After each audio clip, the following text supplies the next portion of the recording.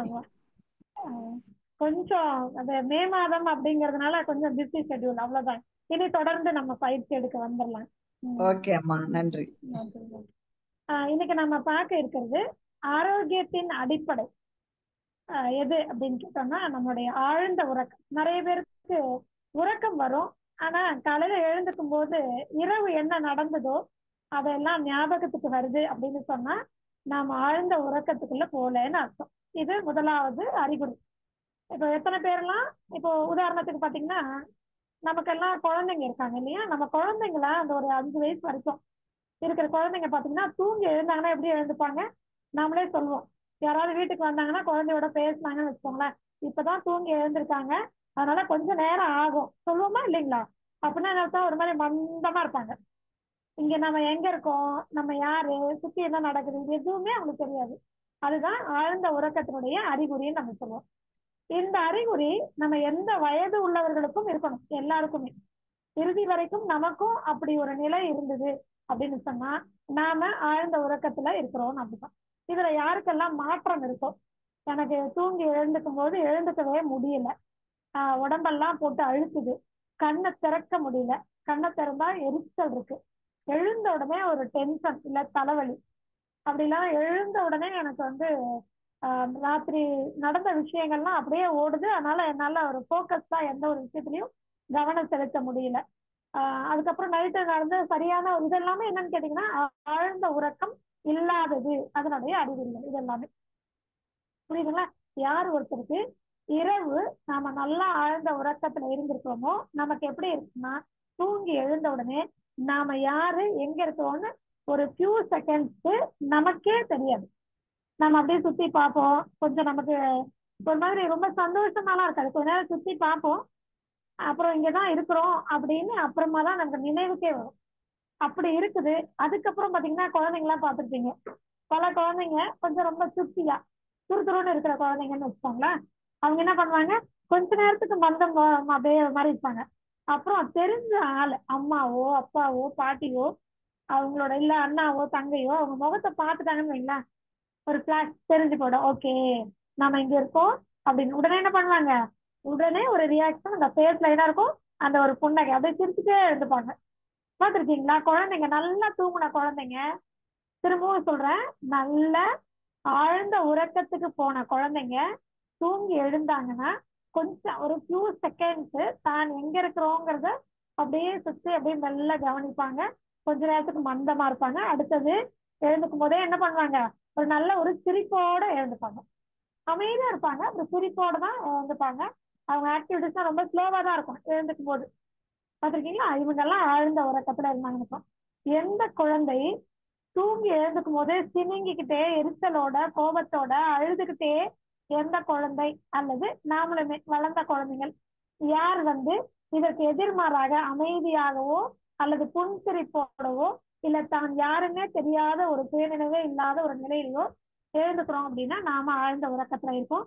இதற்கு மாறாக எப்படி இருந்தாலும் எழுந்துக்கும் போது எரிச்சலோட கோவத்தோட சினிங்கிட்டு அழுதுகிட்டு ஏதாவது ஒண்ணு தூக்கி போட்டு உடச்சிக்கிட்டு இப்படி எல்லாம் நம்ம எழுந்துக்கிறோம் அப்படின்னா நமக்கு ஆழ்ந்த உறக்கம் இல்லை. ஓகே, இவ்வளவுதான். இது எப்படி ஆரோக்கியத்தோட சம்பந்தப்பட்டது அப்படிங்கிறத பார்க்கணும்ல, அப்பதான் நமக்கு என்ன தெரியும்னா இது எவ்வளவு முக்கியம்னு தெரியும். இதுக்கும் அதுக்கும் என்ன சம்பந்தம்? இப்ப தூக்கம் ஆழ்ந்த உறக்கம் அப்படிங்கிறத பஞ்சபூதங்கள்ல நாம என்னவா குறிப்பிடுறோம் அப்படின்னு சொன்னா, பஞ்சபூதங்கள் நமக்கு தெரியும் தானுங்களே, பஞ்சபூத தவம் எல்லாம் பண்றோம் தெரியும்ல, நிலம் நீர் நெருப்பு காற்று ஆகாயம் இல்லைங்களா? இப்போ இந்த ஆகாயம்னு சொன்ன பாத்தீங்களா, பரந்த வெளி வெட்ட வெளி அப்படின்னு சொல்றோம் இல்லைங்களா, இதுதான் ஆகாய சக்தியை நிரப்பி இருக்கக்கூடிய ஒரு இடம். ஆகாய சக்தி முழுமையாக இருக்கக்கூடியது பரந்த வெளி, வெற்றிடம், வெட்ட வெளி, இதுலதான். அதாவது வீட்டுக்கு வெளியே இல்லைங்க, புரியுதா? நான் ஏன் இந்த வார்த்தையை சொல்றேங்கிறது அப்புறம் புரியும். ஸோ வீட்டுக்கு வெளியில பரந்த வெளி, வெற்றிடம், காலி இடம், இந்த இடங்கள்ல ஆகாய சக்தி நிரம்பி இருக்கும். இது நம்முடைய உடல்ல நமக்கு பற்றாக்குறை ஏற்பட்டுச்சுன்னா தூக்கம் வராது. பற்றாக்குறை, டெபிஷியன்சி. நம்ம உடம்புக்குள்ளேயும் என்ன இருக்கு, பஞ்சபூதம் இருக்கு. வெளியில அண்டத்தில் என்ன இருக்கு, பஞ்சபூதங்கள் இருக்கு. இந்த பிண்டம்னு சொல்லக்கூடிய இந்த உடல்ல பஞ்சபூதம் இருக்கு, நிலம் நீர் நெருப்பு காற்று ஆகாயம். நம்ம உடம்புல ஆகாய சக்தி அப்படிங்கிறது வெற்றிடமாக இருக்கு, வெளியில இருக்கிற மாதிரியே உள்ள இருக்கு. எப்படி இருக்கு? கல்லீரல் கண் வழியாக ஆகாய சக்தியை உள்வாங்கி கல்லீரல் ஆகாய சக்தியை முழுமையாக சேகரித்து உடல் உறுப்புகளுக்கு, உடல் செல்களுக்கு அழகா பிரித்து கொடுத்து எல்லா செல்களுக்கும் ஒரு சூதினஸ், ஒரு ஸ்மூத்னஸ், ஒரு நல்ல ஒரு என்ன சொல்றதுங்க, ஒரு இயல்பான, ஒரு இனிமையான, ஒரு மென்மையான அப்படி ஒரு தன்மையை கொடுக்கக்கூடியது நம்ம உடம்புல அந்த கல்லீரல். ஆனா பாதிக்கப்படும் இந்த ஆகாய சக்தி எதனால பாதிக்கப்படுதுங்களா? ஒண்ணு உறக்கத்தினால. உறக்கம் சரியா நீங்க உறக்கத்தை இந்த உடம்புக்கு கொடுக்கலன்னா இந்த ஆகாய சக்தி குறைஞ்சு போயிடும் ஒண்ணு. ரெண்டாவது, கோபப்பட்டீங்கன்னா ஆகாய சக்தி குறைஞ்சு போயிடும். அதனாலதானே மகரிஷி ஐயா நமக்கு சினம் தவிர்க்கணும்னு சொல்லியிருக்கிறாங்க. உண்டுதானே? சினம் தவிர்க்கணும். தவிர்த்துட்டோம் அப்படின்னு சொன்னாலே நம்மளுடைய ஆகாய சக்தியை சேமித்து வைத்து உடலுக்கு தீங்கு விளைவிக்கக்கூடிய பிரச்சனைகள் இருந்து நம்மளை காப்பாற்றக்கூடிய கல்லீரல் நல்ல வேலை செய்யும். அப்ப அதுக்கு என்ன வேணும் அப்படின்னு சொன்னா சினம் தவிர்க்கணும்.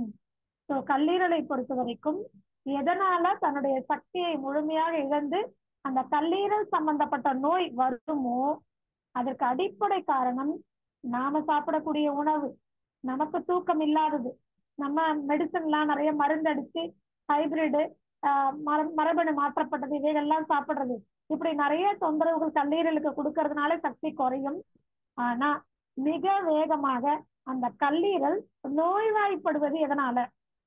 அது முழுமையா ஒரு உறுப்பே பாதிக்கப்படுவதற்கு முழு காரணம் யார் அப்படின்னு சொன்னா நம்மளுடைய கோபம் சொல்லக்கூடிய சினம். சினம் கண்டிப்பா தவிர்க்கப்பட வேண்டும்.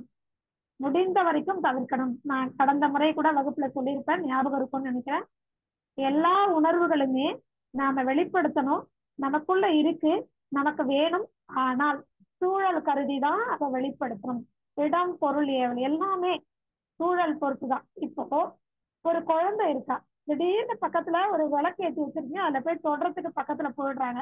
உடனே நாம பொறுமையா தங்கம் இதை தொடாதீங்க சாமின்னு சொன்னீங்கன்னா அதுக்குள்ள அந்த குழந்தை போய் என்ன ஆயிடும்? காயப்பட்டுடும் இல்லைங்களா? காயப்பட்டுடும் இல்லையா? அந்த இடத்துல நமக்கு என்ன செய்யறோம்? ஒரு அவசரமான ஒரு ரொம்ப ஒரு மாதிரி உறக்கமா, ரொம்ப ஹார்டா கோபம் வெளிப்பட மாதிரியான ஒரு சவுண்ட் அந்த இடத்துல இன்க்ரீஸ் பண்ணி தொடாத, அங்க போகாத அப்படின்னு நம்ம சொல்லுவோம் பார்த்தீங்கன்னா, அப்போதான் அந்த குழந்தை சட்டுன்னு என்ன ஆகும்? அது ஏதோ ஹார்ஷா சொல்றாங்கன்னு அந்த குழந்தை அதுக்கு பயந்து அது பக்கத்துல இருந்து விலகி வரும். சுட்டெடுத்துக்கு அப்புறமா நம்ம சொல்லி பிரயோஜனம் இல்லையா? அந்த இடத்துல நமக்கு தேவை.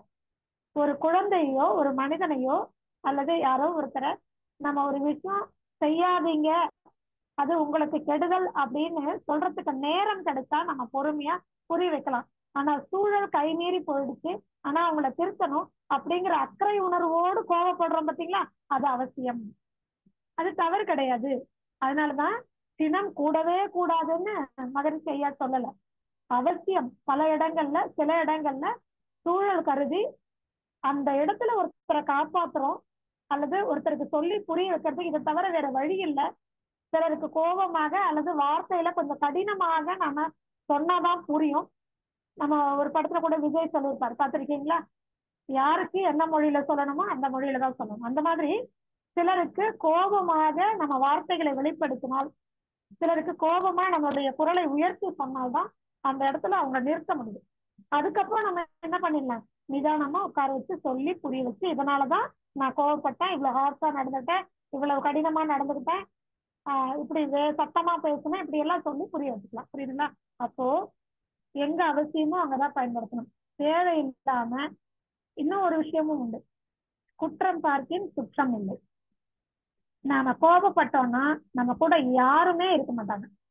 நம்மளுடைய கணவர், மனைவி, குழந்தைகள், நம்மளுடைய பெற்றெடுத்த தாய் தந்தையர், நம்மளோட உடன் பிறந்தவர்கள், நண்பர்கள், சுற்றத்தார் யாருமே கோபப்பட்டு அதனால அவசியம் இல்லாமல் காரணம் இல்லாம என்னோட குணமே இதுதான் அப்படியெல்லாம் சொல்லக்கூடாது, மாத்திக்கணும். இப்படி கோவப்படும் பொழுது நம்ம கூட யாருமே நட்பா இருக்க மாட்டாங்க, உறவாக இருக்க மாட்டாங்க. இவர்கிட்ட பேசுறத விட நாம விலகி போயிடுறது நல்லது அப்படின்னு நம்மளை சுற்றி இருக்கிறவர்கள் நம்ம பக்கத்துல யாருமே இல்லாம போயிடுறாங்க. எல்லாரையும் இழந்துருவோம். இன்னைக்கு இந்த கோபம் தான் பலருடைய குடும்பத்தை தனித்தனியாக பிரித்து வச்சிருக்கு. கணவன் தனியா, மனைவி தனியா, தனி குடும்பம் இல்லை, குடும்பமே பிரிஞ்சு தனித்தனியா வாழக்கூடிய நிலை இன்னைக்கு வந்து டிவோர்ஸ் வரைக்கும் போறதுக்கு காரணம் என்ன அப்படின்னு சொன்னா இந்த சினம், கோபத்தோடு வரக்கூடிய அந்த வார்த்தைகள், அந்த சூழல் அதுதான் அப்படி அமைக்குது. இதனால என்ன ஆகும் அப்படின்னு சொன்னா நம்மளுடைய கல்லீரல் தன்னுடைய சக்தியை முழுசா கொடுத்து இந்த சினத்தினால வந்த அந்த ரத்த ஓட்டம், பிபி வந்து அதிகமா இருக்கும், ப்ரெஷர் கூடி இருக்கும், செல்கள்லாம் ரொம்ப டிஸ்டர்ப் ஆயிருக்கும், ஆக்சிஜன் லெவல் டிஃபரன்ஸ் ஆயிருக்கும், பிராண சக்தியுடைய ஓட்டம் மாறி இருக்கும், நம்மளுடைய ஆக்சிஜன் சப்ளை வேரியேஷன் எல்லாமே என்ன இருக்கும், கொலாப்ஸ் ஆயிருக்கும். இது அத்தனையும் சரி பண்றதுக்காக நம்மளுடைய கல்லீரல் இதை முழுசா சரி பண்றது, தன்னுடைய சக்தியை முழுசா கொடுக்கும். இப்படி நீங்க அடிக்கடி ஒரு நாளைக்கு 10 தடவை இல்ல மாசத்துக்கு 10 தடவை கோவப்பட்டுட்டே இருந்தீங்கன்னா உங்க சுத்தி யாரும் இருக்க மாட்டாங்கிறது ரெண்டாவது. உங்க உடம்புல இருக்கக்கூடிய உள் உறுப்புகள், குறிப்பாக கல்லீரல் தன்னுடைய சக்தியை ஒவ்வொரு முறையும் கொடுத்து கொடுத்து கொடுத்து கொடுத்து தன்கிட்ட சக்தியை இழந்து அது வீக் ஆகி அது ஒரு ஆர்கன் ஃபெயிலியரா வரும். இதுக்கு பேரு தான் என்னன்னா லிவர் சிரோசிஸ் அப்படின்னு நம்ம சொல்றோம். புரியுதுங்களா? ஒண்ணு. ரெண்டாவது, சரி கல்லீரல் போயிடுச்சு, அதுக்கு அடுத்து என்ன பிரச்சனை வரும்? சுத்தமா தூக்கம் வராது. கண்ணம் ஏன்னு சொன்னா கல்லீரனுடைய வெளிப்பாடு எங்க இருக்கும்? நான் வீக்கா இருக்கேன்னு எதை வச்சு காமிக்கும்? உங்களுடைய கண்ணின் மூலமாக. அப்ப கண்ணை நீங்க மூடவும் முடியாது, திறக்கவும் முடியாது. இல்லைன்னா எரிச்சல் வரும். படுத்தீங்கன்னா தூக்கம் வராது. ராத்திரி ஃபுல்லா நிறைய பேர் சொல்றாங்க, ராத்திரி ஃபுல்லா நான் படுத்திருந்தேன், நல்லா தூங்குற மாதிரிதான் இருந்தது, ஆனா சொட்டு தூக்கம் இல்லைன்னு சொல்லுவாங்க. கண்ணை மூடி இருப்பாங்க, ஆனா அவங்களுடைய உணர்வு நிலையில உணர்வு நடந்து சைக்கலாஜிக்கலா பாடி என்ன இருக்கும், மனசுல ஓட்டம் நடந்துட்டே இருக்கும், எண்ணங்கள் நிறைய நடந்துட்டே இருக்கும், வெறுப்பு, கோபம் அது எல்லாமே அன்னைக்கு நாள் ஃபுல்லா நடந்ததெல்லாம் மனசுக்குள்ள வந்துட்டு போயிட்டு இருக்கும். அந்த கோபத்தினுடைய விளைவுகள்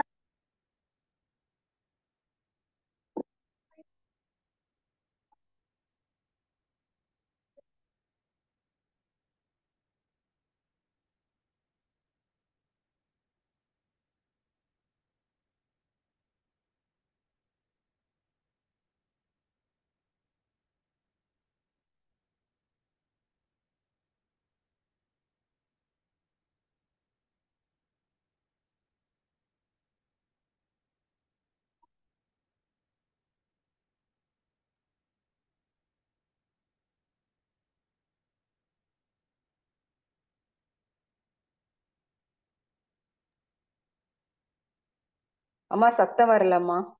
வாழ்க வளமுடன் அம்மா. சவுண்டே கேட்கல, அதுக்குதான் நானும் எனக்கு மட்டும்தான் கேட்கலையான்னு யோசிக்கிறேன். நானும் அதான் செக் பண்ணி பார்த்தேன். அம்மா அவங்க கேட்கலன்னு நினைக்கிறேன். அவங்க பேசிட்டே இருக்கிறாங்களா? கட் ஆயிட்டா? அகிலாம்மா வாய்ஸ் வரலைங்கம்மா, வாய்ஸ் வரல வரல. உங்களோட மைக் ஆன்ல தான் இருக்கு. நெட்வொர்க் குறைஞ்சிருக்கா?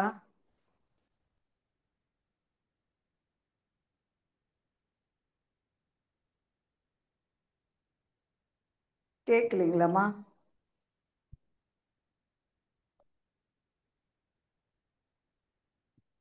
ஒரு தடவை வெளியே போயிட்டு வந்து பாக்குறீங்களாம்மா? வெளியே ஜூம்ல இருந்து வெளில போயிட்டு மறுபடியும் ஜாயின் பண்ணி பாக்குறீங்களா?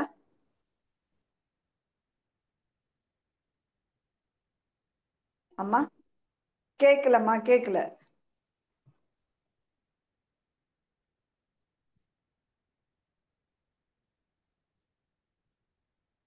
அம்மா கேட்கல, கேட்கல, பேசுறது கேட்கல.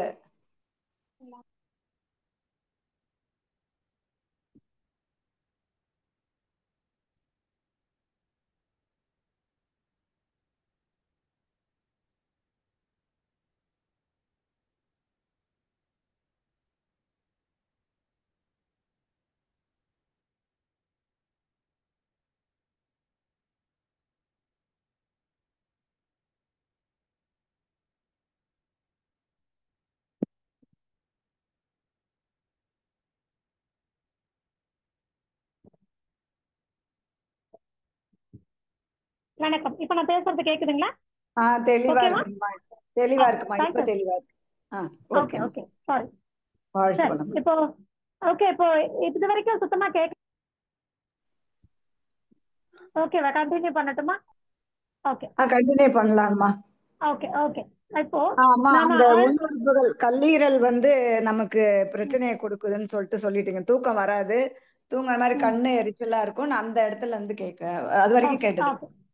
சரி சரி ஓகே. ஓகே இப்போ ஓகே. கல்லீரல் நமக்கு பாதிக்கப்பட்டிருக்குது அப்படிங்கறத எப்படி நாம தெரிஞ்சுக்கலாம் அப்படின்னு சொன்னா, முதல்ல நமக்கு கண்ணின் மூலமாக தான் வெளிப்படும். ஆகாய சக்தி என்னோட உடல்ல குறைவா இருக்கு, என்கிட்ட கம்மியா இருக்குங்கிறத கல்லீரல் எப்படி வெளிப்படுத்தும் அப்படின்னு சொன்னா, கண்களின் மூலமாக. கண்ணு ரொம்ப டயர்டாயிடும், கண்ணு எரிச்சலா இருக்கும், கண்ணு மூடினா திறக்கவே முடியாது, இல்லைன்னா திறந்தா மூட முடியாது, அப்படி ஒரு சிக்கல். அண்ட் ஒரு மாதிரி ரத்த குழாயெல்லாம் ரொம்ப ஒரு மாதிரி ரொம்ப ஹெவியான மாதிரி இருக்கும், ரெட் கலர்ல சிகப்பு கலர்ல மாறிடும். ஸோ இதெல்லாம் வந்து கல்லீரல் வந்து நான் வீக்கா இருக்கேன், என்கிட்ட ஆகாய சக்தி குறைவா இருக்குன்னு சொல்றது.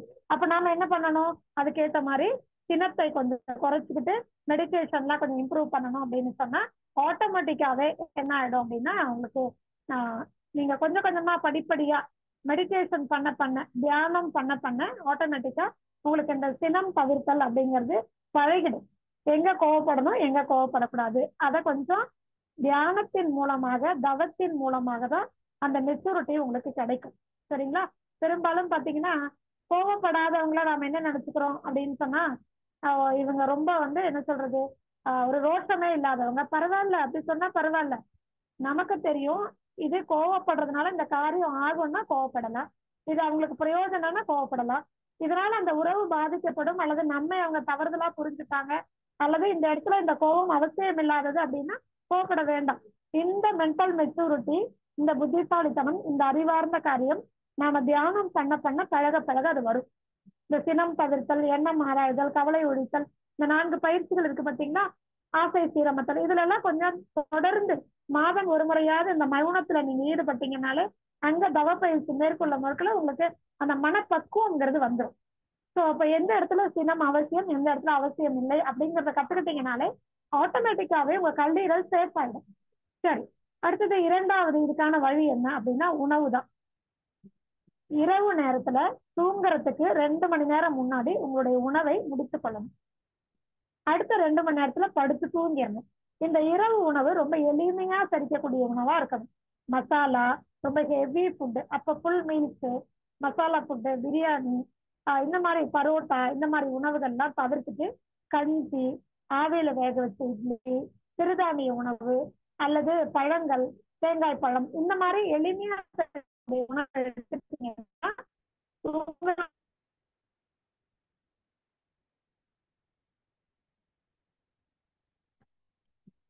வாய்ஸ் கேக்குதுங்களா? இல்ல கால் வந்தா ஐ திங்க் கட் ஆயிடுதுன்னு நினைக்கிறேன். கேக்குதுங்களா நான் பேசுறது? ஓகே கேக்குதம்மா. Okay, thank you. இப்போ நமக்கு பெரும்பாலும் பாத்தீங்க அப்படின்னு சொன்னா எளிமையான செரிக்கக்கூடிய உணவுகளால இரவு சீக்கிரமா உங்களுக்கு உணவு செரிச்சிரும். அப்போ நிறைய டைம் கிடைக்கும் உங்க செரிமான மண்டலத்துக்கு, எனர்ஜி சேவ் ஆகும், டைமும் சேவ் ஆகும். இதனால என்ன ஆகும், உறக்கத்துக்கான ப்ராசஸ் அப்பையில இருந்து நடக்க ஆரம்பிச்சிடும். ஸோ போய் படுத்து ஒரு 2 மணி நேரம் சாப்பிட்டு முடிச்சுட்டு 2 மணி நேரம் கழிச்சு போய் படுத்தீங்கன்னா நல்ல உறக்கம் வரும். சரிங்களா? இன்னொரு முக்கியமான விஷயம், மரபணு மாற்றப்பட்டவை, அதுக்கப்புறம் அதாவது விதை இல்லாதது, ஹைபிரிட்னு சொல்லக்கூடியவைகள், இவைகள்லாம் சாப்பிடும்பொழுது கண்டிப்பாக நமக்கு கல்லீரலுக்கு அதிகமான வேலை. ஏன்னா நச்சுக்களை, விஷங்களை, உடலுக்கு ஒவ்வாத உணவுப் பொருட்களை எந்த விதத்தில் வந்தாலும் முதல்ல நம்ம உடம்ப காப்பாற்றக்கூடியவர் யாருன்னு சொன்னா நம்முடைய கல்லீரல் தான். சரிங்களா? அவ்வளவு அற்புதமான வேலை செய்யக்கூடவருக்கு நீங்க அடிக்கடி சீட்லெஸ், மரபணு மாற்றப்பட்டதெல்லாம் இப்படி நம்ம சாப்பிட்டுட்டே இருந்தோம் அப்படின்னு சொன்னா, குறிப்பா பிராய்லர் கோழி, பச்சை கலர் திராட்சை, இதெல்லாம் வந்து பப்பாளி பழத்துல விதையே இல்லை, இதெல்லாம் சாப்பிட்டோம்னா, மாதுளம்பழம் பாத்தீங்கன்னா இப்பெல்லாம் நல்ல பிளட் ரெட் கலர்ல வருது, இதெல்லாம் மரபணு மாற்றப்பட்டது, ஹைபிரிட். இதெல்லாம் நீங்க தொடர்ந்து சாப்பிட சாப்பிட சாப்பிட கல்லீரல் தன்னுடைய சக்தியை இழக்கும். கல்லீரல் தன்னுடைய சக்தியை இழந்தா கண்ணின் மூலமாக வெளிப்படும். அப்ப தூக்கம் அப்படிங்கிறது குறைஞ்சு போகும். சரிங்களா?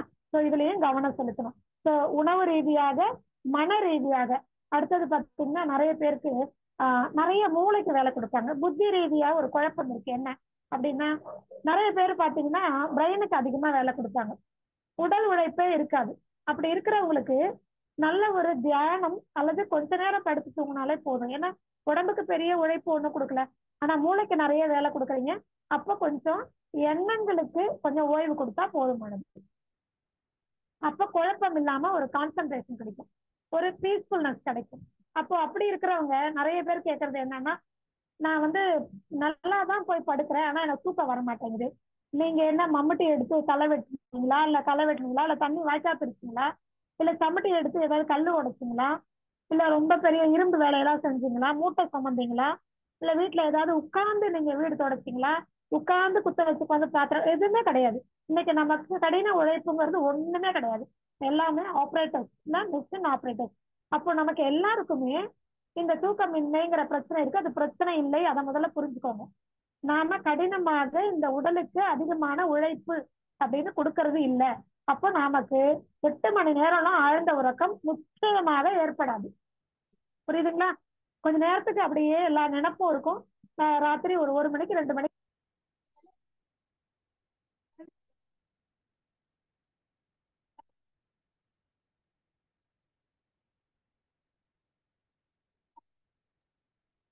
அம்மா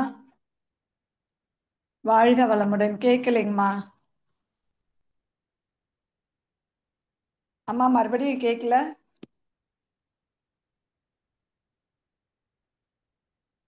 கேட்கலம்மா, கேட்கல.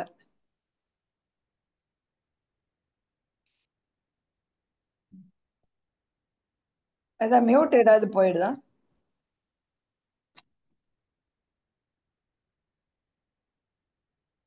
கேட்கலம்மா. அவங்க பேசுறாங்க, கேட்கல. ஆமா. சாரி.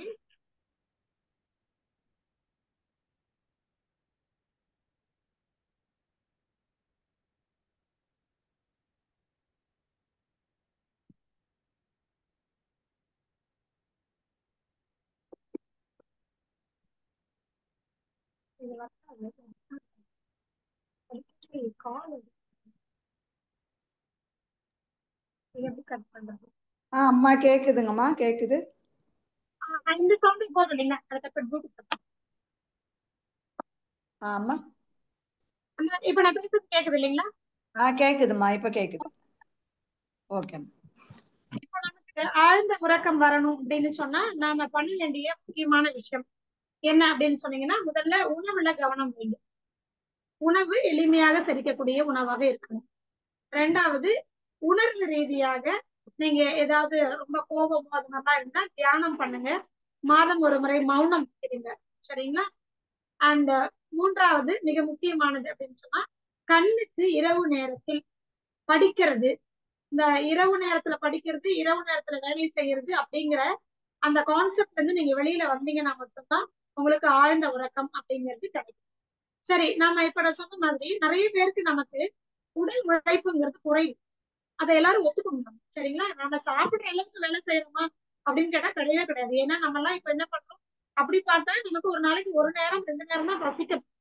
ஏன்னா உடலுக்கு அதிகமான உழைப்பெல்லாம் ஒண்ணு கிடையாது. அதிகபட்சம் காலுக்கு நம்ம கொடுப்போம். ஒண்ணு நின்றுட்டே வேலை செய்வோம், இல்ல நடந்து போயிட்டு வந்துட்டு இருக்கோம். அவ்வளவுதானே தவிர நமக்கு மற்ற உறுப்புகளுக்கு, மற்ற பாகங்களுக்கு நமக்கு பெருசா நமக்கு உடல் உழைப்புங்கிறது கிடையவே கிடையாது. அப்போ உடல் உழைப்பு அதிகமா இருந்தாலும் உடலுக்கு ஓய்வு வேணும். அப்போ நமக்கு என்ன அதிகமா புத்தி அளவுல நமக்கு என்ன செலவாகுதுன்னா, புத்தி அளவுல நிறைய நமக்கு எனர்ஜி அதுலதான் நம்ம யூஸ் பண்றோம். அப்படி இருக்கும் பொழுது நமக்கு குறைந்த அளவு தான், ஒரு 3 to 4 மணி நேரம் தான் நமக்கு ஆழ்ந்த உறக்கம் அப்படிங்கிறது நமக்கு கிடைக்கும். அதுவே போதுமானதுதான், ஏன்னா நம்ம உடல் உழைப்பு இல்லாததுனால.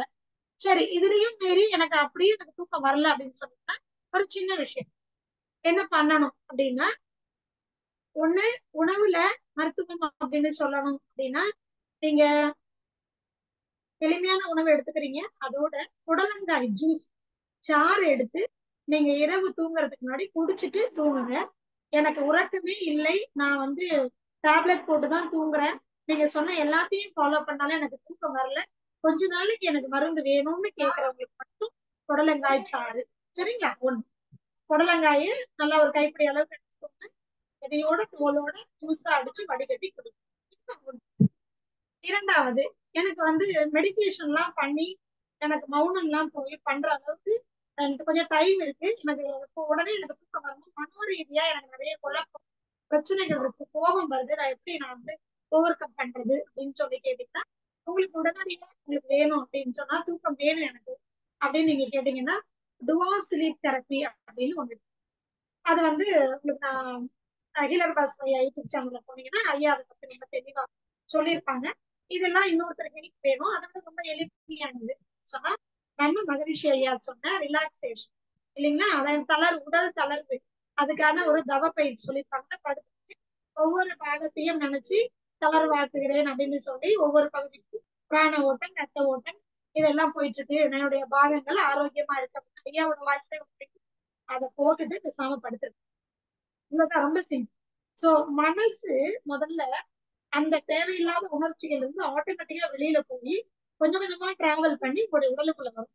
உடலுக்கு தேவையான தளர்ச்சியை கொடுத்து ஆட்டோமேட்டிக்கா நல்ல உறக்கத்துக்குள்ள போகும். இவ்வளவுதான், சிம்பிள். சரிங்களா? ரெண்டாவது. மூணாவது, எனக்கு புத்தி அளவுல அதிகமா வேலை கொடுக்கல, உடலுக்கு வேலை அதிகமா கொடுக்கல, அப்ப எனக்கு சரியான தூக்கம் வேணும் அப்படின்னு நீங்க சொன்னீங்கன்னா கண்டிப்பா உங்களுக்கு வேண்டியது என்ன அப்படின்னா, உட்கார்ந்துக்கிட்டு கொஞ்ச நேரம் ஏதாவது ஒரு மியூசிக்கோ அல்லது கதையோ அல்லது ஏதாவது ஒரு மெடிடேஷனோ ஏதாவது ஒண்ணு கேட்டு உங்களுடைய எண்ணங்கள் எல்லாத்தையும் முதல்ல என்ன பண்ணுறது, ஒரு சீக்வன்ஸ்ல அடுக்கி வைக்கிற மனசுல இந்த எண்ணங்கள் எல்லாம் ஓடி ஓரளவுக்கு எல்லாம் எலிமினேட் ஆட்டோமேட்டிக்கா உங்களுக்கு ஒரு தூக்கம் அப்படியே ஜர்க் போறோம் 2 தடவை 3 தடவை. அப்புறம் என்ன பண்ணுங்க, அப்படியே படுத்துட்டு தூங்கிடுங்க. இவ்வளவுதான். சரிங்களா? இதுல இன்னும் சிறப்பா வேணும் அப்படின்னீங்கன்னா ரொம்ப எளிமை. மருத்துவமனை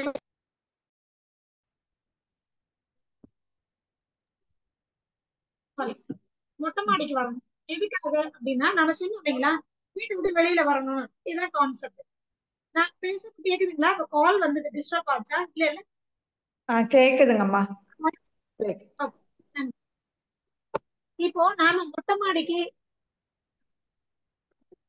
அப்படி வந்து நல்ல ஒரு ஓபன் ஸ்பேஸ்ல கொஞ்ச நேரம் நடந்துட்டு அல்லது மொட்டை மாடியோ பால்கனியோ இருந்தா ஒரு சின்ன பாய் விரிச்சிட்டு நீங்க நல்ல வானத்தை பார்த்த மாதிரி ஒரு 5ல இருந்து 10 நிமிடங்கள், அதிகபட்சம் உங்களுக்கு எவ்வளவு நேரம் வேணா பார்த்துட்டு இருக்கலாம். நீங்க அந்த வானத்தையே பார்த்து ரசிச்சுட்டு நிலவு, அங்க கூடிய நட்சத்திரங்கள், அங்க தெரியக்கூடிய வடிவங்கள் இது எல்லாத்தையும் பார்த்து ரசிச்சுக்கிட்டு கொஞ்ச நேரம் இருந்துட்டு நீங்க வீட்டுக்குள்ள வந்து படுத்து தூங்கி பாருங்களேன். உங்க மனசு, புத்தி, உடம்பு எல்லாம் ஒரு சேர கவுண்டவுன் ஆகும். ரொம்ப எளிமையான பயிற்சி. ஆகாய சக்தியை, உடலுக்கு தேவையான ஆகாய சக்தியை வெளியில இருக்கக்கூடிய அந்த அண்டத்தினுடைய ஆகாய சக்தியை உள்வாங்குவதற்கு எளிமையான பயிற்சி. ஆழ்ந்த உறக்கத்துக்கு ரொம்ப எளிமையான ஒரு பயிற்சி. இதை பண்ணலாம். எல்லாருக்குமே நாங்க என்ன சொல்றோம், குறைந்தது ஒரு 15 நிமிஷம், அதிகபட்சம் 3/4 மணி நேரம் வானத்தை பார்த்துட்டு அப்புறம் உள்ள வந்து படுத்துங்க. பெரும்பாலும் நாம இன்னைக்கு எல்லா விஷயங்களும் வீட்டுக்குள்ளதான் பண்ணோம். அப்போல்லாம் பாத்தீங்கன்னா டாய்லெட்டுக்கு போகணும்னா கொஞ்சம் தூரம் நடந்து வெளியில போகணும் இல்லைங்களா, குளிக்கிறதுக்கு போனா ரொம்ப தூரம் போகணும், தண்ணி எடுக்க போனா ரொம்ப தூரம் போகணும் இல்லைங்களா. அதுக்கப்புறம் வேலைகள் எல்லாமே வயல்ல அந்த மாதிரி பரந்த வெளிகள்ல தான் இருக்கும், கட்டிடங்களுக்குள்ள கிடையாது. இப்பதான் ஆபீஸ் நிறைய ஒர்க் எல்லாம் கட்டடங்களுக்குள்ள வந்தாச்சு, பில்டிங். அண்ட் நம்ம வீட்டு சமையல் கட்டு கொண்டு புறவாசல் பின்னாடிதான் இருக்கும், வீட்டுக்குள்ள இருக்கு. அதே மாதிரி கிணறு எல்லாமே வீட்டுக்கு வெளியில தான் இருக்கும். எதுக்காக வீட்டுக்குள்ள போவோம்னா யாராவது வந்து உட்கார வச்சு அவங்களுக்கு உபசரிக்கிறதுக்காக அல்லது அவங்களோட கொஞ்ச நேரம் பேசுறதுக்காக. அது கூட பெரும்பாலும் பாத்தீங்கன்னா வெளியில வராண்டான இருக்கும், காற்றோட்டம் இருக்கும், வெட்ட ஓட்டம் இருக்கும், ஆகாய சக்தி எல்லாம் கிடைக்கும். அப்படின்னு குழப்பம். இன்னைக்கு நாம எல்லாமே கட்டடத்துக்கு உள்ள வந்ததுனால பல பேருக்கு இந்த தூக்கமின்மைங்கிறது ஒரு பிரச்சனையாவே இருக்கு. இதை புரிஞ்சுக்கோங்க. மூளைக்கு அதிக வேலை கொடுக்கறவங்களுக்கு ஆழ்ந்த உறக்கம் இருக்காது, தேவையில்லை.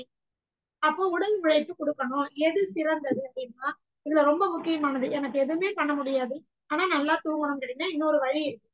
உடல் உழைப்பு நமக்கு பெரும்பாலும் இல்லை, அதை ஒத்துக்கிட்டோம் இல்லைங்களா. இப்ப நாம என்ன பண்ணோம்னா நல்ல ஒரு 3/4 மணி நேரத்துக்கு 8 வடிவ நடைப்பயிற்சி நடக்கிறது சிறப்பு. அந்த பிடிஎஃப் வேணா நான் ஐயாக்கு அனுப்புறேன், அது ஐயா குழுல பகிர்ந்துப்பாங்க. அதை நான் அடுத்த வாரம் நான் உங்களுக்கு அடுத்த முறை நான் சொல்லித்தரேன். வடிவ நடைப்பயிற்சி எப்படி நடக்கணும், அப்படி நடக்கிறது நமக்கு ஆழ்ந்த உறக்கத்தை மட்டும் இல்ல, நம் முழு உடல் ஆரோக்கியத்தையும் நமக்கு ரொம்ப ஈஸியா கையில கொண்டு கொடுத்துரும். 8 வரைஞ்சு நீங்க நடந்தா போதுமானது. இந்த நடைப்பயிற்சி மேற்கொள்ளும் பொழுது உடல், மனம், புத்தி அனைத்தும் காம் டவுன் ஆயிட்டு உங்களுக்கு ஆழ்ந்த உறக்கத்தை அடுத்த 10 நிமிடங்கள்ல கொடுத்துரும். சரி, படுத்து நிம்மதியா தூங்கலாம். சரி, எனக்கு இப்போதைக்கு 8 வடிவ நடைப்பயிற்சி நடக்க முடியாது அப்படிங்கிறவங்க ஏதாவது ஒரு பக்கம் கோவில்ல அப்படியே ஏதாவது சாப்பிட்டு முடிச்சதுக்கு அப்புறமா அப்படியே கொஞ்சம் அப்படியே கோவில சுத்தி வாங்க. அங்க செருப்பு போட மாட்டோமா, தேவையில்லாத பேச மாட்டோமா, மொபைல் போன் யூஸ் பண்ண மாட்டோமா, ரொம்ப எளிமையான உடைதான் உடுத்திருப்போமா, அடுத்தது என்ன பண்ணிருப்போம், ரொம்ப முக்கியம் அங்க வேண்டாத விஷயங்கள்லாம் காதுல விடாது. நல்ல மணி ஓசை, நல்ல தீபம் எரியும், நல்ல பஞ்சபூத சக்திகள் நிறைஞ்சதுதான் கோவிலுடைய அந்த பகுதிகள்லாம். சோ அங்க போய் ஒரு நடைப்பயிற்சி பண்ணிட்டு வரலாம். நல்ல நிறைய மரங்கள் வளர்ந்த அந்த பகுதிகளில் ஒரு நடைப்பயிற்சி மேற்கொள்ளலாம், பார்க்கலாம். அப்படி எங்கேயாவது நல்ல வளர்ந்த மரங்கள் அல்ல, அங்கெல்லாம் செருப்பு இல்லாம நடக்கும், அது ரொம்ப முக்கியம். அதுதான் ஆழ்ந்த உறக்கத்தை உங்களுக்கு கொடுக்கும். சரிங்களா? சோ இது நரம்புகள்ல இருந்து தலை உச்சிங்கால் வரைக்கும் இருக்கக்கூடிய அனைத்து நரம்புகளையும் தூண்டி ரத்த ஓட்டத்தை அதிகப்படுத்தி காற்றோட்டத்தை அதிகப்படுத்தி மூளைக்கு தேவையான ஒரு ஓய்வு, உறக்கத்தை, ஆழ்ந்த உறக்கத்தை இது நிச்சயமா புரியுதுங்களா? சோ இதுதான் நம்ம வந்து ஆழ்ந்த உறக்கத்துக்கு நம்ம இவ்வளவும் நம்ம செய்ய வேண்டியிருக்கும். கடைசியா குழந்தைங்களோட நிலைக்காக ஒரு விஷயத்த மட்டும் நான் சொல்லி முடிச்சுட்டேன். என்ன அப்படின்னு சொன்னீங்கன்னா, குழந்தைங்க நம்ம என்ன நினைக்கிறோம்னா, ஏதோ நம்மளாலேயே பக்கத்து ஒரு டிவி ஓடிட்டு இருக்கு, இந்த பக்கம் வீட்டுல சத்தம் போட்டுட்டு இருக்காங்க, இந்த பக்கம் பின்னாடி ஏதோ சத்தம் கேட்குது, இல்ல சமையல் கட்ட யாரோ வேலை பண்றாங்க, நான் இந்த பெட்ரூம்ல தூங்குறேன்னா எப்படி தூங்க முடியும்? வளர்ந்த பிள்ளைகள் நமக்கே சுற்றி இருக்கக்கூடிய அந்த சூழல் சரியில்லைன்னா, அமைதியா இல்லைன்னா தூங்க முடியாது இல்லைங்களா? குழந்தைங்க எப்படி தூங்குவாங்க? சோ ரொம்ப முக்கியம், சூழலை சரியாக அமைக்கணும். ஆழ்ந்த உறக்கம்ங்கிறது ஆரோக்கியத்துடைய அடிப்படை. இந்த ஆழ்ந்த உறக்கத்துக்கு சூழல் அடிப்படை, அதை புரிஞ்சுக்கணும். நாம உறங்கக்கூடிய அறையில எந்த ஒரு எலக்ட்ரானிக் எக்யூப்மெண்ட்ஸ் இருக்கக்கூடாது. TV, mobile phone, laptop, computer, இந்த மாதிரி ப்ளூ ஸ்கிரீன் ஐட்டம்ஸ், எலக்ட்ரானிக்ஸ் இருக்கவே கூடாது. கண்டிப்பா நம்ம பார்ப்போம், தலைமாட்டிலேயே மொபைல் வச்சுக்கிறது, நேராவே டிவி வச்சுக்கிறது. நான் என்ன சொல்றாங்க, மொபைல் பார்க்க தூக்கம் வரல, அதனால மொபைல் பார்க்கற வேண்டாம், சும்மாவே படுத்துருங்க. 4 நாள் 5வது நாள் சரியாயிடும். நிறைய வழி சொல்லியிருக்கேன் தூக்கம் வர்றதுக்கு. எது வேணா பண்ணலாம். உட்காந்துட்டு தூங்குங்க, நல்லா தூக்கம் வந்த அப்புறம் படுத்து தூங்குங்க, அவ்வளவுதான். இல்ல ஒரு வாக்கிங் போயிட்டு வாங்க, அப்பவும் போன் பேசாதீங்க. ஏன்னா சொல்லிட்டு 2 மணி நேரம் இது எதையுமே யூஸ் பண்ணக்கூடாது. லேப்டாப், மொபைல் போன், இது எதுவுமே யூஸ் பண்ணக்கூடாது. அப்பதான் உங்களுக்கு மைண்ட் காம் டவுன் ஆகும், நல்லா ஆழ்ந்த உறக்கம் வரும். புரியுதுங்களா? சோ உறங்கக்கூடிய அறையில ஒரு பாய் தலைக்காணியோ பெட்டோ அதான் இருக்கணும். தேவையில்லாத சாமான்களை போட்டு டம்ப் பண்ணி ஸ்டோர் ரூம் மாதிரி வைக்கக்கூடாது. நம்மளுடைய சக்தியை முழுசா அது உறிஞ்சி எடுத்துரும், ஆழ்ந்த உறக்கம் வராது. சரிங்களா? அண்ட் கொஞ்சம் காற்றோட்டம் உள்ள வந்து ஃப்ரெஷ்ஷான ஆரோக்கியமான காற்று உள்ள வந்து நீங்க விடக்கூடிய கார்பன் டை ஆக்சைடு வெளியில போகணும். அதற்கான சூழ்நிலை ஏற்படுத்தும். ரொம்ப முக்கியம்.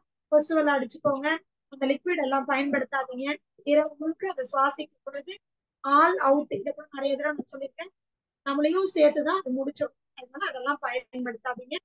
அண்ட் எங்கேயாவது தேவைப்பட்டா ரொம்ப கஷ்டம், கொசு வலை அடிச்சுக்கோங்க. இப்ப நிறைய வந்தாச்சு, கொசு வலை கட்டிக்கலாம்.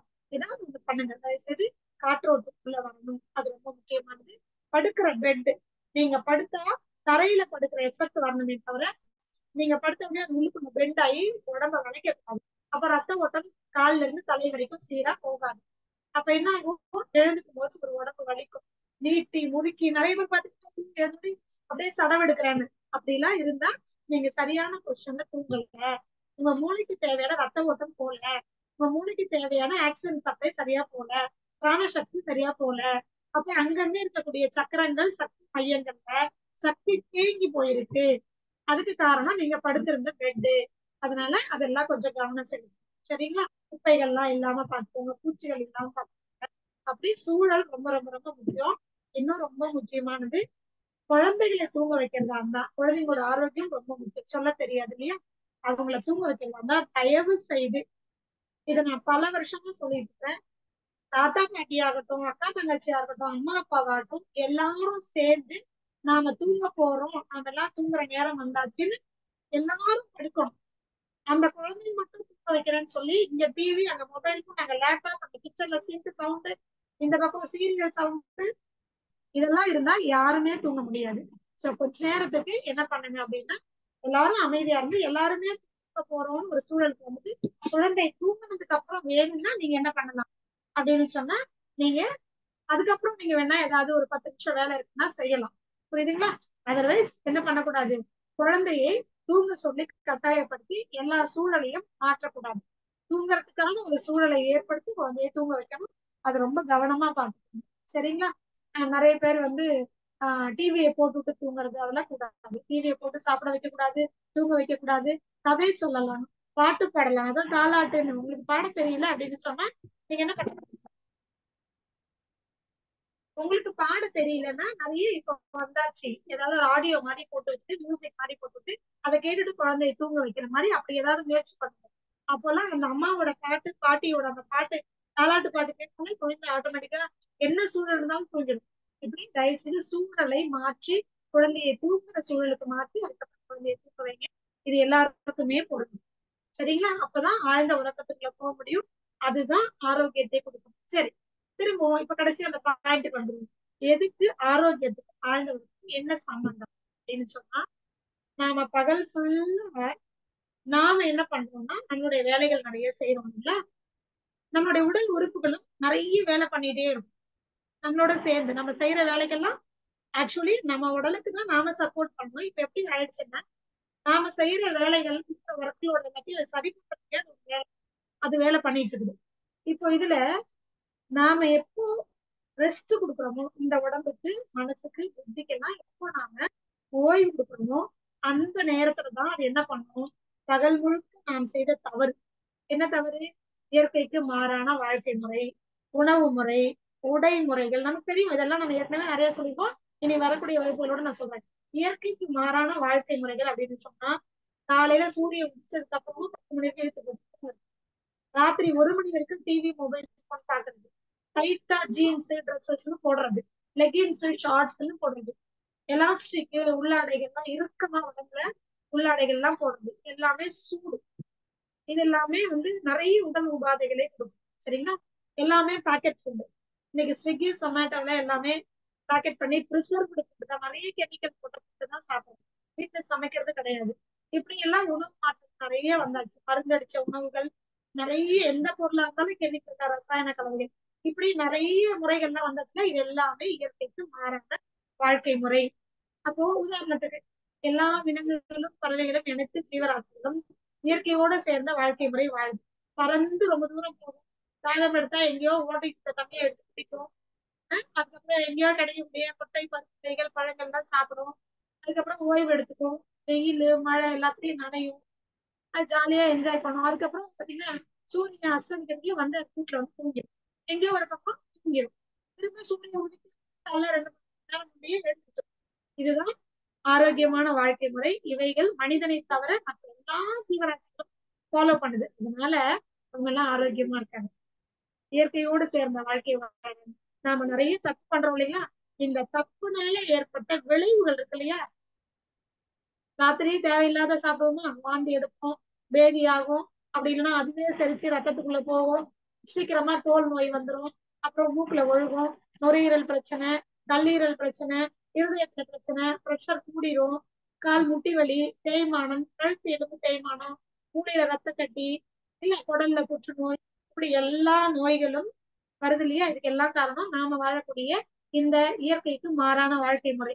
பகல் ஃபுல்லா பண்றோம்ல, இந்த உடம்பு என்ன பண்ணும், சரி என்னவோ பண்ணி தொழிட்டோம், லைட்டாவது நல்லா ஒரு ஆழ்ந்த உறக்கத்துக்கு போதும், என்ன பண்ணிடலாம், அன்னன்னைக்கு பண்ண தப்ப அன்னன்னைக்கு சரி பண்றதுக்கு உடம்பு என்ன பண்ணும், நல்லா தூங்கினதுக்கு அப்புறம் தான் அந்த இம்யூன் பவர் பூஸ்டர் பண்ற அந்த என்சைம்ஸ் சுரக்க ஆரம்பிக்கும்.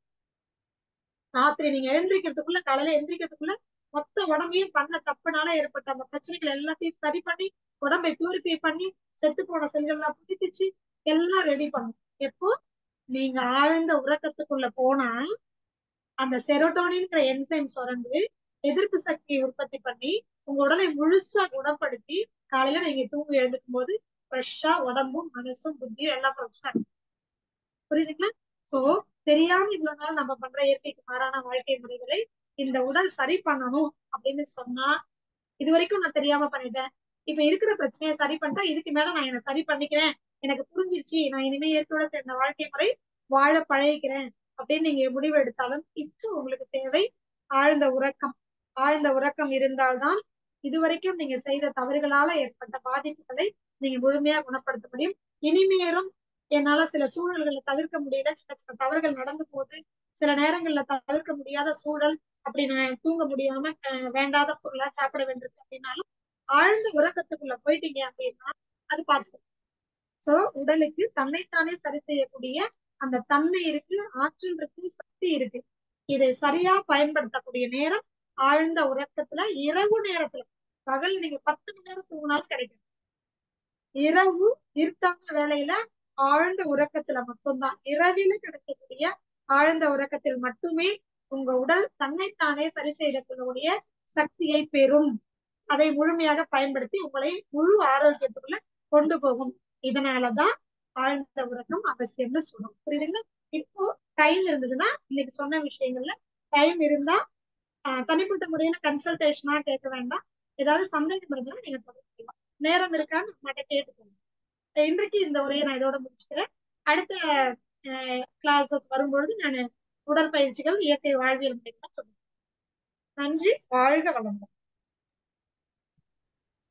வாழ்க வளமுடன். நன்றி, நன்றிங்க அம்மா. அம்மா இன்னைக்கு மிக அழகா ஆழ்ந்த உறக்கமும் ஆரோக்கியமும்ன்ற தலைப்புல இந்த ஆழ்ந்த உறக்கம் தான் நம்மளோட உடல் ஆரோக்கியத்துக்குமே வழிவகுக்குது. இப்ப அந்த உறக்கம்ன்றதே இன்னைக்கு இல்லை. அந்த ஆழ்ந்த உறக்கம் இல்லை. அது பகல்ல தான் தூங்குறாங்க, இரவு ஃபுல்லா வேலை செய்யறாங்க. அப்போ ஆரோக்கியத்துக்கும் தூக்கத்துக்கும் என்ன சம்மந்தம்னா, பகல் முழுவதும் நாம அழகா சொன்னாங்க இயற்கைக்கு மாறான அந்த வாழ்க்கை முறை, லைஃப் ஸ்டைல். இன்னைக்கு லைஃப் ஸ்டைல் பார்த்தீங்கன்னா இயற்கைக்கு எல்லாமே, உணவு, உறக்கம், உழைப்பு எல்லாமே வந்து இயற்கைக்கு மாறான முறைகளில் தான் நாம் அந்த வாழ்ந்துட்டு இருக்கோம்.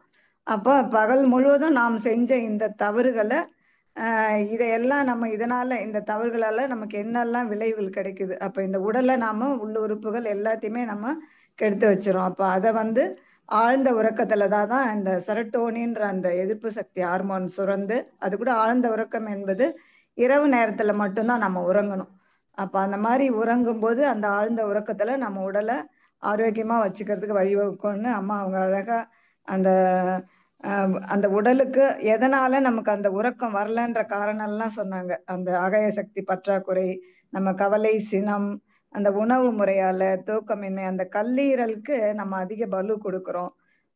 அந்த முழு காரணம்னு கோபம். அப்ப அந்த கோபத்தை எங்க நம்ம பயன்படுத்தணும், எங்க எப்படி பயன்படுத்தக்கூடாது, அப்ப அதுக்கு வழிமுறையெல்லாம் அழகா நம்ம மகிழ்ச்சி சொல்ற அந்த அகத்தாய்வு பயிற்சிகள், உணவு நம்ம சரி பண்ணணும், அந்த மாதிரி நிறைய விஷயங்களை சொன்னாங்க. தியானம் பண்ணணும். இப்ப நம்ம தூக்கம் வரலன்னா அது கண்கள்ல தான் காட்டும் அப்படின்னு சொன்னாங்க. அப்போ உணவு நாம எப்படி எடுத்துக்கணும், எளிமையான உணவு, எளிதில் ஜீரணம் ஆகணும். இப்போ மூளைக்கு மட்டும் நம்ம வேலை கொடுக்குறோம், உடலுக்கு உழைப்பு கிடையாது. அதனால தான் நமக்கு உறக்கம் வர மாட்டேங்குது. இப்போ உணவு ரீதியாக, மன ரீதியாக இந்த மாதிரிலாம் இருக்கணும். நிறைய விஷயம் சொன்னாங்க. அப்போ இரவு நேரத்தில் நம்ம ஃபோன் தான் நிறைய பார்க்குறோம், படிக்கிறது இதெல்லாம் பண்ணக்கூடாது. அப்புறம் வைத்திய முறைகள்லாம் சொன்னாங்க. நம்ம புடலங்காய் ஜூஸ் எடுத்துக்கலாம். தெரப்பி ஒன்று சொன்னாங்க, ரிலாக்ஸேஷன், மகிழ்ச்சியோட ரிலாக்ஸேஷன்.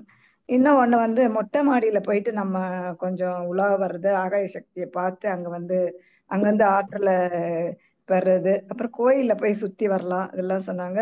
இன்னொன்று முக்கியமாக அந்த சூழல், நம்ம ஆழ்ந்த உறக்கத்துக்கு அந்த நாம் படுத்து தூங்கக்கூடிய ரூமில் வந்து எந்த ஒரு எலக்ட்ரானிக் பொருட்களும் இருக்கக்கூடாது.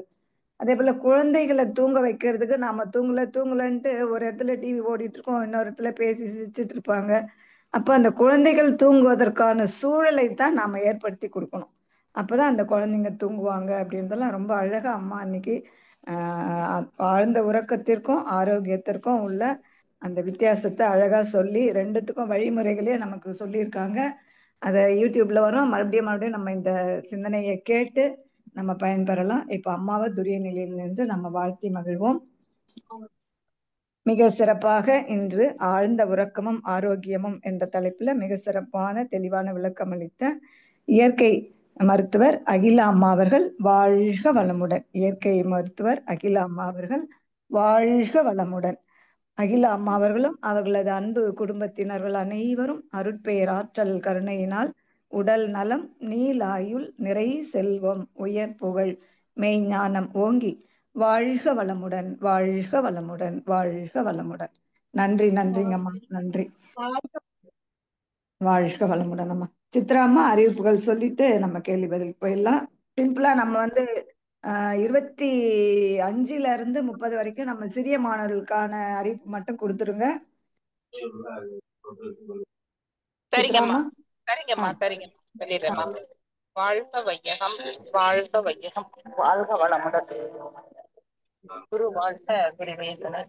இது மிக சிறப்பாக நமக்கு தூக்கமும் உடல் ஆரோக்கியம் என்று பற்றி பேசிய அகிலா அம்மா அவர்களுக்கு மிகவும் நன்றிகளும் வாழ்த்துக்களும். மாணவர்களுடைய நிகழ்ச்சி வருகின்ற 26ஆம் தேதி அம்மா உங்களுக்கு 30ஆம் பேக்ரவுண்ட் தேதி சவுண்ட் ஏதோ வந்துட்டே இருக்கு, நீங்க பேசுறது புரியல. அகில் சித்ராமா கேக்கல. கேக்குதாம்மா? இப்ப கேக்குதா? கேக்குதாம்மா? கேக்குதுமா.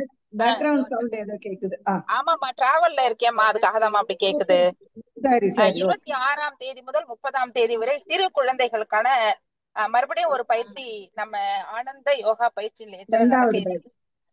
இரண்டாவது பயிற்சி. வாய்ப்புள்ளவர்கள் அனைவருமே தங்களுடைய குழந்தைகளை கொண்டு வந்து இந்த சிறப்பான பயிற்சியில் இணைத்து இந்த குழந்தைகள் நல்ல ஊக்கமும் ஆக்கவும் கொடுத்து மிக சிறந்த குழந்தைகளாக வளர்வதற்கு இது ஒரு பெரிய ஊக்குவிப்பாக இருக்கும் அப்படின்னுட்டு ஏற்கனவே போயிட்டு வந்த குழந்தைங்க எல்லாம் சொல்லியிருக்காங்க. அதுக்காக இந்த குழந்தைங்களாம் கொண்டு வந்து சேர்க்கணும் அப்படின்னு சொல்லிட்டு எல்லா பெற்றோர்களையும் அன்புடன் கேட்டுக்கொள்கிறோம். தெரிந்தவர்கள் தெரியாதவர்களுக்கெல்லாம் சொல்லி அந்த குழந்தைகளுக்கு கொண்டு வந்து சேர்க்கறதுக்கு நீங்க உடன்பாடா இருக்கணும் அப்படின்னு அன்போடு கேட்டுக்கிறோம். மேலும் நாளை காலை 4:15 மணியிலிருந்து நம்மளுடைய நிகழ்ச்சிகள் துவங்குகின்றன. எல்லா நிகழ்ச்சிகளும் அனைவரும் கலந்து கொள்ளணும். ஏற்கனவே சிறு குழந்தைகள் நிகழ்ச்சி இப்போ நடந்து கொண்டுட்டே இருக்கிறது. 23, 24, 25 3 நாட்களும் ஆசிரியர் பயிற்சி 2வது ஆண்டாக ஆசிரியர் பயிற்சி மலையப்பாளையத்தில் நடக்க இருக்கிறது. வாய்ப்புள்ள இறை ஆசிரியர்கள் அனைவரும் அதில் நேரடியாக கலந்து கொள்ள அன்புடன் கேட்டுக்கொள்கிறோம். மேலும் நாளைய நிகழ்ச்சிகள் அனைத்தும் நம்மளுடைய ஜூம் நிகழ்ச்சி தொடர்ந்து ஒளிபரப்பாகி கொண்டே இருக்கிறது. சித்தர்குழு நிகழ்ச்சி காலையில் நன்றி உணர்வு தவம், கண்ணாடி பயிற்சி, மேற்கொண்டு நித்தியானந்த தவம் எல்லாம் நடக்குது. அம்மா வாழ்க வளமுடன். நானே சொல்லிடுறேன், உங்களுக்கு பேக்ரவுண்ட் சவுண்ட் ஒரு மாதிரி இருக்கு. வாழ்க வளமுடன். நாளை அதிகாலை நிகழ்வுகள் எப்போதும் போல அனைத்து நிகழ்வுகளும் சிறப்பாக நடைபெறும். 9 மணிக்கு, 12 மணிக்கு, 3 மணிக்கு சிறப்பு தவங்கள் இருக்கு. சித்தர் குழு நிகழ்வுகளும் நடக்கும். 12 மணிக்கு இறை ஆசிரியர் பயிற்சி இருக்கு. அனைத்து நிகழ்வுகளிலும் அனைவரும் கலந்து ஆன்ம தூய்மை பெறுவோம். அடுத்த நிகழ்வாக 8:30 மணிக்கு தற்சோதனை நிகழ்வும் நம்ம கலந்து கொள்வோம். வாழ்க வளமுடன். நன்றி. நம்ம அடுத்த நிகழ்வாக கேள்வி பதில் பகுதிக்கு செல்லலாம். அம்மா கிட்ட கேள்வி கேட்கிற அன்பர்கள் ஹேண்ட் ரைஸ் செய்யலாம். இது சார்ந்து இயற்கை சார்ந்து உங்களுக்கு இன்னைக்கு அம்மா பேசுனதுல இல்லாம மற்ற ஏதாவது டவுட் இருந்ததுன்னா கூட, அதாவது நம்ம இயற்கை வாழ்வியல் முறையை பத்தி அம்மா கிட்ட கேட்டீங்கன்னா அம்மா பதில் சொல்லுவாங்க.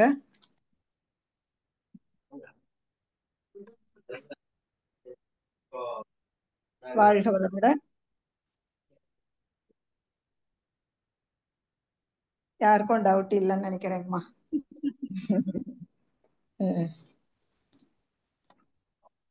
அம்மா வாழ்க வளமுடன். இப்போ இரவு உட்கார்ந்துட்டு தூங்குனாக்கா அதுக்கப்புறம் தூங்கலான்னு சொன்னீங்க இல்லைங்கம்மா. அப்போ அது நம்ம எப்படின்னு சொன்னீங்கன்னா, பெரும்பாலும் பாத்தீங்கன்னா நிறைய பேரு லேட்டா சாப்பிடுவாங்க. சாப்பிட்ட உடனே அவங்களுக்கு கொஞ்சம் தூக்கம் வர்ற மாதிரி இருக்கும். போய் படுத்தாங்கன்னா தூக்கம் வராது. அப்போ என்ன பண்ணணும்னு கேட்டீங்கன்னா, தூக்கம் வரல, எந்த விதத்துல தூக்கம் வரலன்னா கொஞ்ச நேரம் கட்டிலேயே நீங்க எங்க படுத்துக்க போறீங்களோ அந்த இடத்துல உட்கார்ந்து செவுத்துல சாஞ்சுக்கிட்டு அப்படியே கொஞ்ச நேரம் கண்ணை மூடிட்டு உட்காந்துக்கலாம். அதுக்கப்புறம் அப்ப என்ன ஆகும்னு சொன்னீங்கன்னா, உங்களுடைய எண்ணம் போய்கிட்டே இருக்கும். ஒரு ஸ்டேஜுக்கு மேல எல்லாம் எலிமினேட் ஆகும். அது ஓடிக்கிட்டே இருக்கிறது எல்லாம் வெளியில போயிடும். ரெண்டாவது, வயிற்றுல செரிமானத்துக்காக நீங்க சாப்பிட்ட சாப்பாடு செரிக்கிறதுக்கு கொஞ்சம் அந்த உட்கார்ந்துக்கும் பொழுது எனர்ஜி இந்த வயிற்றுக்குள்ளவே இருக்கிறதுனால சீக்கிரமா செரிமானமும் நடந்துடும். இந்த ரெண்டும் உடல் அளவுலயும் சரியாகும், புத்தி அளவுலயும் சரியா எண்ணங்களும் ஓட்டம் இல்லாம போகும்போது ஆட்டோமேட்டிக்கா என்ன ஆயிடும்னா, கண்ணை மூடி இதெல்லாம் செய்யும் பொழுது உங்களுக்கு ஆட்டோமேட்டிக்காக ஒரு 2-3 தடவை அப்படியே ஜர்க் ஆகும். கண்ட்ரோல் பண்ண முடியாம ஜர்க் ஆகும்போது அப்படியே சரிஞ்சு படுத்துற வேண்டியதுதான். இது ரொம்ப எளிமையான வழிமுறை.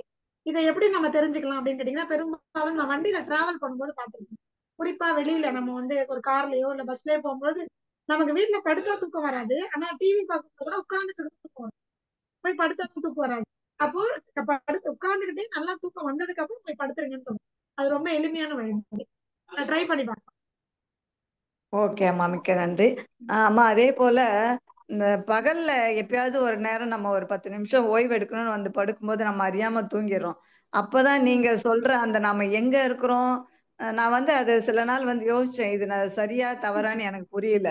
இன்னைக்கு ஸ்பீச் தான் எனக்கு தெளிவு கிடைச்சது. நான் எங்க இருக்கேன், எந்த ஊர்ல இருக்கேன், எந்த ரூம், எனக்கு அந்த ஒரு 5-10 செகண்ட் ஒண்ணுமே அந்த எந்த நினைவுமே இல்லாத நான் அப்படியே சுத்தி பார்த்துட்டு அப்புறம் கதவு ஜன்னல் எல்லாம் பார்த்துட்டு தான் நான் இங்க இருக்கேன் அப்படின்ற எண்ணமே வருது. ஆனா இரவு தூக்கத்துல அந்த மாதிரி கிடைக்க மாட்டேங்குது அம்மா. அதுதாங்க இப்போ பகல் நேரத்துல நம்ம ஒண்ணு ஏதாவது நல்லா பிசிக்கலா ஏதாவது ரொம்ப தூரம் டிராவல் பண்ணிட்டோம், இல்ல ஏதாவது வேலையெல்லாம் முடிச்சுட்டு வந்து உட்கார்ந்து இல்ல படுத்து தூங்கும்போது நல்ல உறக்கம், அதாவது நல்ல உடலுக்கு வேலை கொடுத்துட்டு வந்து படுத்தீங்கன்னா நல்ல உறக்கம் வருது பாத்தீங்களா, அப்போ மட்டும்தான் உங்களுக்கு இந்த ஒரு உணர்வே ஏற்படும். எழுந்த உடனே ஒரு ஃப்ரெஷ்னஸ். இன்னும் ரொம்ப முக்கியமானது, எப்போ உடல் வந்து ஓய்வு கேக்குதோ அப்போ நீங்க கொடுத்தீங்கன்னா எழுந்துக்கும் பொழுது கம்ப்ளீட் ஃப்ரெஷ்னஸ் கிடைக்கும். அப்பதான் அந்த உணர்வை நீங்க உணர முடியும். அப்போ நம்ம இரவு நேரத்துல கட்டாயத்தின் பேர்ல நம்ம இருட்டு ஆயிடுச்சு எல்லாரும் படுத்துட்டாங்க காலையில எழுந்துக்கணும் அப்படிங்கிற ஒரு அந்த ப்ரெஷர்லயே தான் நம்ம போய் படுக்கிறோம். நமக்கு உண்மையாலுமே உடலுக்கு அப்போ வந்து ஓய்வு தேவைப்படாது. அதனாலதான் ரொம்ப லேட் நைட் ஆகுது நமக்கு ஆழ்ந்த உறக்கம் வர்றதுக்கு. அதனாலதான் நாங்க என்ன சொல்றோம், 5:30 மணிக்குள்ள உங்களுடைய இரவு உணவை முடிச்சுக்கோங்க. 7:30 மணிக்கெல்லாம் படுத்துருங்க. பகல் ஃபுல்லா முடிஞ்ச வரைக்கும் தூங்கவே தூங்காதீங்க. அப்ப ஆட்டோமேட்டிக்கா அடுத்த நாள் பழகிரும் உங்களுக்கு. கரெக்டா 5-5:30 மணிக்கெல்லாம் நீங்க சாப்பிடறதுக்கு முன்னாடியே ஒரு துறக்கம் வர ஆரம்பிச்சிடும். சாப்பிட்டு முடிச்சு வரைக்கும் சாப்பிட்டீங்க, ஒரு 7:30 மணிக்கெல்லாம் ஒரு நல்ல ஒரு வாக்கிங் ஒரு 3/4 மணி நேரம் போறீங்க, வந்து படுத்து பாருங்க. இப்ப நீங்க உணர்ற அந்த உணர்வை பகல்ல உங்களோட உணர்வைக்கு இது நீங்க இரவுல காலை நேரத்துல ரொம்ப அழகா உணர முடியும். உடலுக்கு உழைப்பு கொடுத்து. ஓகே அம்மா. ஆமா, வீட்டுக்கு கெஸ்ட் எல்லாம் வந்திருந்தாங்கன்னா உட்கார கூட டைம் இருக்காது. அப்பெல்லாம் அடிச்சு போட்ட மாதிரி தூக்கம் அப்படி வரும். ஓகே அம்மா, அதுதாங்க. மிக்க நன்றி. நன்றிங்கம்மா. ஒரு 3 பேர் ஹேண்ட் ரைஸ் பண்ணியிருக்காங்க. கோகிலம் குணசேகரன் அம்மா, உங்களுக்கு அட்மிட் கொடுத்துருக்கேங்கம்மா.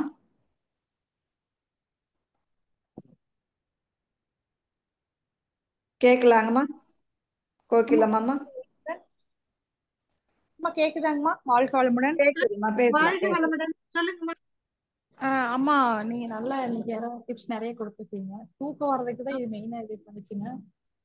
ஆனா இந்த மாதிரி உட்கார்ந்து பார்த்து அது உட்கார முடியாது, ரிலாக்ஸேஷன் பண்ண முடியாம தான் ஒரு மாதிரி தூக்கம் வர்றது. நைட் ஃப்ரெஷ்ஷா இருக்குதுங்க, காலையில தூக்கம் 1 மணி வரைக்கும் வருது, அதுக்கப்புறம் தூக்கம் வருது இல்லைங்க நைட் கொஞ்ச நேரம்.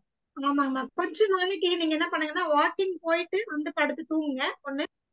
கொஞ்சம் நான் சொன்ன மாதிரியான முறைகள், கொஞ்சம் இயற்கையோட சேர்ந்த முறைகள் முடிஞ்ச வரைக்கும் முயற்சி பண்ணுங்க. இது வரைக்கும் ஒரு 11:30 மணிக்கு படுக்கிறீங்க, இனிமே ஒரு 9:30 மணிக்கு அப்படி படுங்க. இது வரைக்கும் 9:30 மணிக்கு தான் சாப்பிடுறீங்கன்னா ஒரு 7:30 மணிக்கு சாப்பிடுங்க. அப்படி கொஞ்சம் கொஞ்சமா முன்னேற்றம் ஏற்பட ஏற்பட தூக்கம் உங்களுக்கு 1 மணிக்கு வர்ற தூக்கம் இனிமே என்ன ஆயிரும், ஒரு 12 மணிக்கு, 1 மணி 10 மணிக்கு அப்படியே வர ஆரம்பிச்சிடும். எல்லாமே கொஞ்சம் கொஞ்சமா உடலுக்கு பழக்குங்க, சரியா போயிடும். ஆழ்ந்த உறக்கத்துக்கு ரொம்ப முக்கியம் நான் சொன்ன எல்லா விஷயங்களுமே. சில பேருக்கு பாத்தீங்கன்னா ஏதாவது டென்ஷன் ஏதாவது யோசனை பண்ணிருப்பீங்க, யாரை பத்தியே கவலைப்பட்டிருப்பீங்க, ராத்திரி ஃபுல்லா தூக்கம் வராது, ஃப்ரெஷ்ஷா முழிச்சிட்டு இருப்பீங்க. காலையில ஒரு 10 மணிக்கு கூட ஒண்ணுமே தெரியாது, 11 மணிக்கு மேல அப்படியே கண்ட்ரோலே பண்ண முடியாம யாருக்கூடயாவது பேசியிருந்தா கூட எவ்வளவு வேலை செஞ்சாலும் இழுத்து பிடிச்சு தூங்கணும் போல இருக்கும். But அந்த ஆமா மாதிரி ஆமா. நேரத்துல அந்த மாதிரி டைம்ல கவலைப்படாதீங்க. ஒரு அரை மணி நேரம்னால குப்புறப்படுத்து பேசாம தூங்கிருங்க. சரி. அப்போதான் உங்க உடல் உங்களுக்கு ஓய்வு கேக்குது, நீங்க கொடுக்கணும். இதுதான் சப்போர்ட்னு சொல்றது. கொடுக்கலன்னா அது வேற மாதிரி ரியாக்ட் பண்ணிடும். அப்பதான் தலை சுத்தல் வரும், மயக்கம் வரும், கண்ணெல்லாம் இருட்டி கட்டுற மாதிரி இருக்கும். இந்த மாதிரியான தொந்தரவுகள்லாம் வரும். ஸோ உடல் ரொம்ப பாதிக்கப்படும். அதனால உடல் கேட்கும் போது கொடுத்துருங்க, சப்போர்ட் பண்ணிடணும். பண்ணிட்டீங்கன்னா ரெக்கவரி ஆயிடும். அவ்வளவுதான். அம்மா 8 வடி நடந்த கால் முட்டி வலி வருங்கிறாங்க, அப்படியாங்கம்மா? அம்மா அப்படி இல்லம்மா, அது தவறான ஒரு புரளி. சரியான புரிதல் இல்லாம அதை சொல்றாங்க. 8 வழி நடைபயிற்சிங்கிறது நம்முடைய சித்தர்கள் காட்டிய ஒரு வழிமுறை.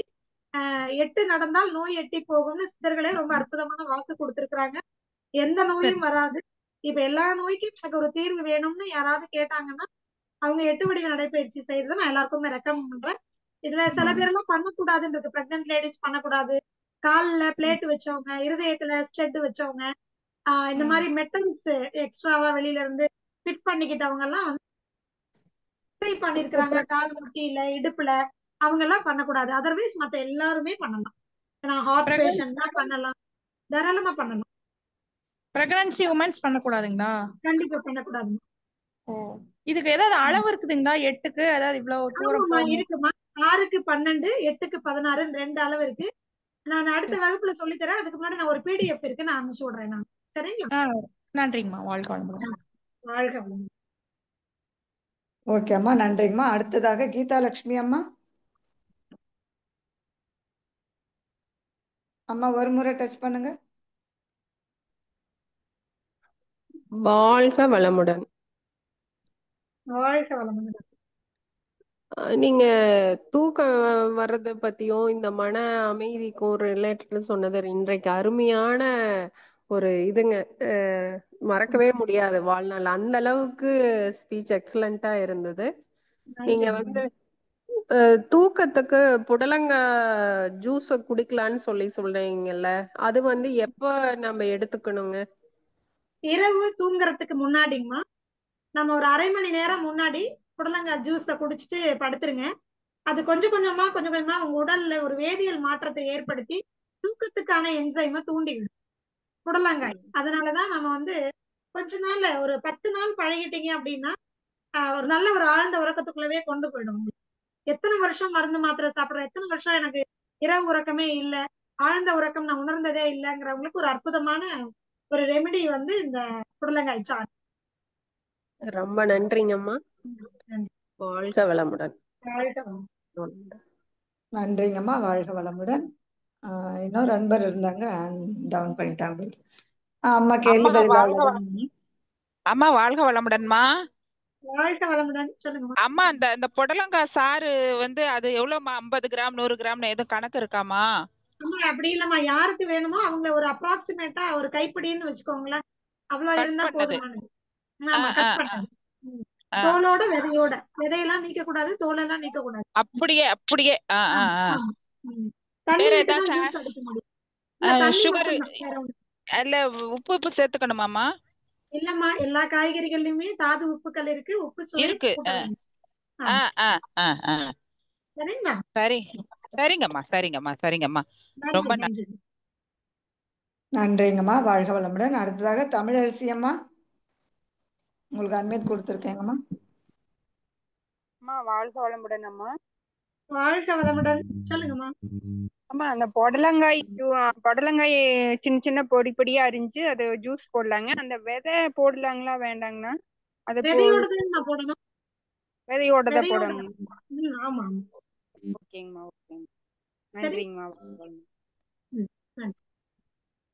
நன்றிங்கம்மா, வாழ்க வளமுடன். சிவஸ்ரீ அம்மா, வாழ்க வளமுடன். அம்மா அம்மா அந்த இயற்கை உணவு சாப்பிடுறோம்ல, பழங்கள், அது வந்து காலையில சாப்பிடுறது நல்லதா, இரவு சாப்பிடுறது நல்லதாம்மா?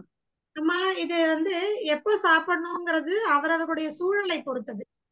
இப்போ உதாரணமா எனக்கு இரவு வேலை அதிகமா இருக்கு, நான் இதுக்கு மேலே எனக்கு வேலை இருக்கு அப்படிங்கிறவங்க இயற்கை உணவு போதுமானதா இருக்காது. சில பேருக்கு பாத்தீங்கன்னா புதுசா பழகிறவங்களுக்கு இயற்கை உணவு சாப்பிட்டா அது கொஞ்சம் சாப்பிட்டாலே எனர்ஜி அதிகமா கிடைச்சிரும், ஆனா ராத்திரில தூக்கம் வராது பெரும்பாலும். இப்ப பல வருடங்களா இயற்கை உணவே சாப்பிட்டுட்டு இருக்கிறவங்களுக்கு நல்லா தூக்கம் வந்துடும், அல்லது அவங்க உடல் உழைப்பு அதிகமா இருக்கும், அவங்களுக்கு ஆட்டோமேட்டிக்கா தூக்கம் வந்துடும். பல பேருக்கு பாத்தீங்கன்னா ராத்திரி நேரத்துலதான் நான் குடும்பத்தோட இருக்கிறேன், அப்பதான் நிம்மதியா சாப்பிடுறேன், அப்போ நிறைய சாப்பிடுறேன், வயிறு நிறைய சாப்பிட்டாதான் அவங்களுக்கு நல்ல தூக்கம் வரும். சோ அவர்களுடைய செய்யக்கூடிய வேலை, அவங்களுடைய உடல் வாகு, அவங்களுடைய மனநிலையும் பொறுத்தது. சில பேருக்கு திருப்தியே இருக்காது.